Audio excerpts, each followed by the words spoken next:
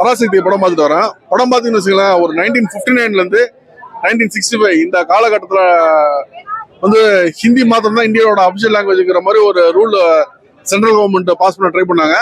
So அதுக்கு எதிர்த்து பண்ண ஒரு போராட்டம் தான் இந்த படம். இதுல பாத்தீங்கன்னா சிவகார்த்திகேயன், அதரா இவங்களாம் வந்து போராடக்கூடிய ஆட்கள். ஆப்போசிட்ல பாத்தீங்கன்னு வச்சுங்களேன், ஜெயம் ரவி வந்து ஒரு போலீஸா இருப்பாரு. ஃபர்ஸ்ட் ஹாஃப்லாம் பாத்தீங்கன்னு வச்சுங்களேன், ஏன் ஹிந்தி வந்து அகேன்ஸ்டா இருக்கணும், ஹிந்தி திணிப்புக்கு ஏன் அகேன்ஸ்டா இருக்கணும், இவங்க போராடினது எல்லாமே வந்து கரெக்டான விஷயமா, அந்த மாதிரி விஷயங்கள்லாம் வந்து இந்த படத்துல வந்து ஃபர்ஸ்ட் ஹாஃப்ல வந்து காமிச்சிருப்பாங்க. லேகெல்லாம் இல்லை ப்ரோ. நம்மளுக்கு வந்து இந்த ஒரு விஷயம் இருக்குல்ல, ஒரு ஹிஸ்டரி வந்து நம்ம ஜஸ்ட் வெளில தான் தெரிஞ்சிருக்கோம். அது வந்து ஒரு படமா பார்க்கும்போது எனக்கு அவ்வளோ ஒரு ஆர்வமா இருக்குது. நம்ம இவ்வளோ கஷ்டப்பட்டுருக்காங்களா மக்கள், இவ்வளோ லாஸ் அவங்க சந்திச்சுக்கிறாங்களா. ஏன்னா ஒரு ட்ரெயினெல்லாம் வந்து கொளுத்தி விடுவாங்க. ஸோ கொளுத்தி விடும் போது எப்படி இருந்தாலும் ஒரு மாணவர்கள் போராட்டம் பண்ணும்போது ஒரு சில உயிரெல்லாம் போவாங்கல்ல, உயிர் போகும்போது அது எவ்வளோ பெரிய லாஸ். ஏன்னா அவன் சும்மா அவன் பாட்டு படிச்சுட்டு போயிருக்கலாம்.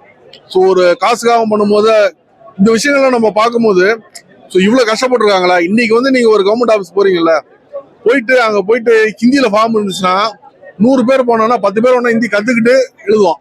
90 பேருக்கு என்ன எழுதுறானே தெரியாது. பட் இன்னைக்கு அட்லீஸ்ட் பார்த்தீங்கன்னா தமிழ் இங்கிலீஷில் ஃபார்ம் இருக்கும்போது 90 பேருக்கு வந்து என்ன எழுதி கொடுக்குறோன்னு தெரியுது. 10 பேருக்கு ப்ராப்ளம் தெரியாமல் இருக்கலாம். பட் இந்த ஒரு விஷயம் வர்றதுக்கான காரணம் வந்து இந்த அந்த போராட்டம் தான். அந்த போராட்டம் என்னங்கிறது இந்த படத்துல ரொம்ப சூப்பரா காமிச்சிருக்காங்க. ஃபர்ஸ்ட் ஹாஃப்ல எனக்கு லேகே தெரியலங்க, ரொம்ப சூப்பரா போச்சு. ஃபைட் சீக்வன்ஸ் நல்லா பண்ணியிருக்காங்க. மெயினா ஜெயம் ரவியோட ஆக்டிங் தாங்க, ஒரு வில்லனா வந்து பயங்கரமா பண்ணியிருக்காரு. செம்ம சூப்பரான ஒரு ஆக்டிங். நான் ஒரு ஃபேஸ் எல்லாம் பாத்தீங்கன்னா ரொம்ப குழந்தைமான ஃபேஸா இருக்கும். அந்த ஃபேஸை வச்சுட்டு அவ்வளவு சூப்பரான ஒரு ஆக்டிங்லாம் வந்து பண்ணியிருக்காரு. ஒரு மக்களுக்கே அவ்வளோ ஒரு கடுப்பாயிரும் அந்த ஜெயம் ரவியை பார்க்கும்போது. அந்த அளவுக்கு ஒரு ஆக்டிங்லாம் ரொம்பவே சூப்பரா இருக்கு. மியூசிக் நல்லா இருக்கு, படத்தோட சாங்ஸ் நல்லா இருக்கு, படம் பிஜிஎம் நல்லா இருக்கு, அதரோட ஆக்டிங் நல்லா இருக்கு, சிவகார்த்திகேயன் நல்லா பண்ணியிருக்காரு. முக்கியமா நான் எதிர்பாராதது வந்து ஸ்ரீடெல்லா வந்து ஜஸ்ட் டான்ஸ் தான் சூப்பரா பண்ணுவாங்கன்னு நினைச்சேன். பட் ஆக்டிங்கும் ரொம்ப அருமையா வந்து பண்ணியிருக்காங்க. டைரக்டர் தாங்க இந்த படத்துல மெயின்.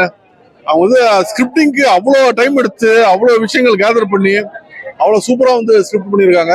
சின்ன சின்ன டீட்டெயிலிங்கு எல்லாமே வந்து ரொம்ப அருமையா வந்து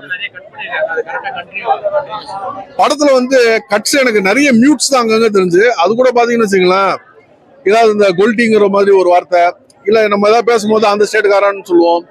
ஹிந்தி வந்து திணிக்க ட்ரை பண்ணும்போது ஹிந்திக்காரன் ஏதாவது திட்டுறது, இந்த மாதிரி ஒரு சில விஷயங்களை தான் வந்து அவங்க மியூட் கொடுத்துருக்காங்க. ஸோ நம்மளுக்கு படமா பார்க்கும்போது ஒரு ஆடியன்ஸ்க்கு வந்து எங்கேயுமே வந்து ஒரு கண்டென்ட் வந்து மிஸ் ஆன மாதிரி தெரியல. ஒரு ஏதோ ஒன்று அவங்க திட்டிருக்காங்க, அந்த இடத்துல வந்து நம்ம சவுண்ட் வரல, அவ்வளவுதான் தெரியுதே தவிர உங்களுக்கு அந்த மாதிரிலாம் எல்லாருக்கும் அந்த இம்பார்ட்டன்ஸ் பயங்கரமா இருக்குங்க. சிவகார்த்திகேயன் தான் ரொம்ப மெயின் ஹீரோ. பட் ஜெயம் ரவிக்கு பயங்கர இம்பார்ட்டன்ஸ் இருக்கு. அதர்வா வந்து போர்ஷன் கொஞ்சம் கம்மி தான், பட் வந்த போர்ஷன்ல வந்து அதர்வா வந்து ரொம்ப அருமையா கலக்கிட்டாரு. ஸ்ரீலங்காவுக்கு நல்ல ஒரு ஸ்பேஸ் இருக்கு இந்த படத்துல. ஃபேமிலியோட பார்க்கலாம், சின்ன பசங்க பார்க்குற மாதிரி கொஞ்சம் இதாக இருக்குது. மற்றபடி படம் நல்லா இருக்கு, பயிற்சி நல்லா பண்ணியிருக்காங்க, நல்லா இருக்கு படம் பார்க்கலாம்.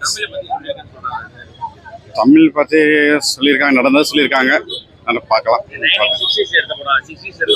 ஆமாம், அது மாதிரி தான் இருக்குது. கொஞ்சம் அந்த மாதிரி இதில் தான் எல்லாமே டெக் பண்ணியிருக்காங்க. எப்படி சொல்கிறது, நடந்து தமிழ் மெயினாக காக்கப்படணும், இருக்கிற வர ஜென்ரேஷன் அடுத்தடுத்து என்ன பழசை மறந்துடக்கூடாதுன்ற மாதிரி அதை எடுத்திருக்காங்க. நல்லா இருக்கு படம், பார்க்கலாம், இது பண்ணலாம். இல்லைன்னா அதை பண்ணிட்டு